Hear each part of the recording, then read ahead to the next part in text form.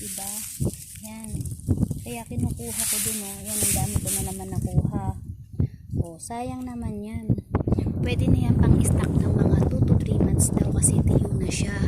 Kaya nakuha pa rin kami. Kasi sa Bulacan, bibili pa namin yan eh. Eh dito libre. Napakaluwang ng kuhanan na yan. Tignan nyo, yung paligid na yan. Himalayan yan ng sibuyas. Ayan sila. Ayan si DJ. Ayan. Si tatay, saka si Epo. Ayan kasi tita Edith. Ayun. Napakainit. Pero okay lang. Kayang pagtiisan. Di naman araw-araw to. Once in a lifetime lang, diba? Ang susunod na to, next year na, diba? So, yan. Halungkat-halungkatin lang namin dyan. Ganito po, tingnan nyo.